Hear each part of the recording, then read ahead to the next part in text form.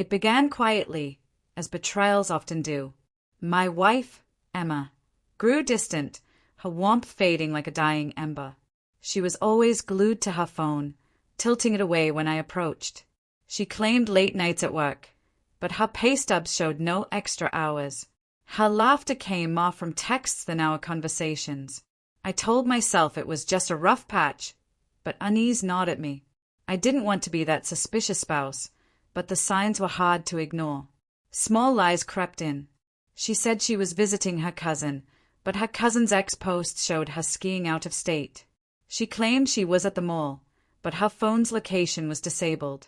Then I found a receipt in her purse for a high-end restaurant across town, not in her name but his, with a room number scrolled on it.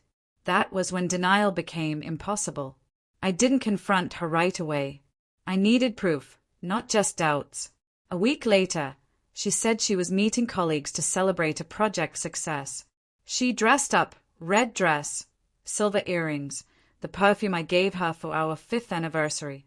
My heart sank, but I forced a smile and wished her a good time. After she left, I followed, having secretly placed a GPS tracker on her car the previous night, hoping I'd never need it. She drove to that same restaurant's hotel. I parked a block away and watched her enter. Minutes later, a man in a sharp blazer joined her in the lobby. Their embrace was too familiar, too practiced. I stayed in my car, snapping photos, her smile cutting deeper than any words could. She came home that night, acting normal. I asked about her evening, and she chirped, "Fun, just drinks with the crew." I asked if it was only colleagues. She hesitated, nodded. I showed her the photos. Her face crumpled. She didn't bother lying.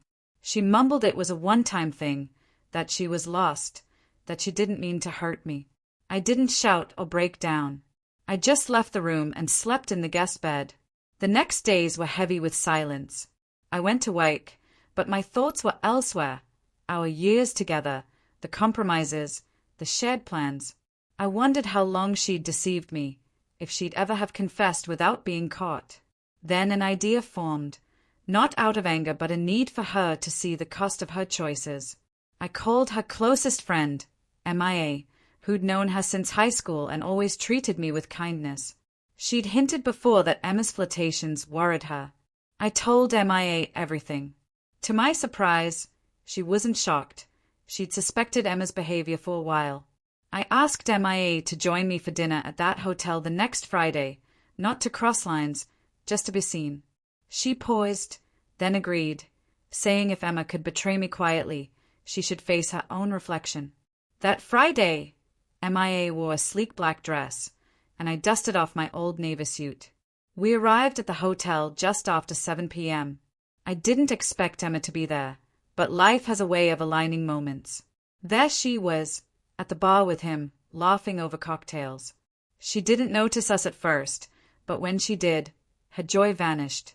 Her eyes darted from me to MIA, her oldest friend, on my arm. I didn't gloat or smirk. We simply walked to a corner table. The waiter poured us wine, and MIA shared funny stories from their college days Emma never told me. We laughed, clinked glasses, and I felt Emma's stare burning into us. Soon, she stormed out, the man trailing behind, bewildered. I didn't look back. The next day, Emma exploded, accusing me of treachery, calling me heartless for involving MIA. I reminded her of her own words, a one-time thing. So, this was just one dinner. She stood speechless, her excuses gone. I told her I'd contacted a lawyer for separation. She pleaded, swore it was a mistake, claimed she loved me. I said love doesn't thrive on deception. She packed and left for her mother's house. MIA and I stayed friends, nothing more. She checks on me now and then, her kindness a quiet anchor. Looking back, I'm not bitter. I'm liberated. Betrayal stings, but self-respect mends. I didn't need to rage to prove my value. I showed Emma her own truth, and in that hotel, I saw mine. I deserve honesty, loyalty, and calm.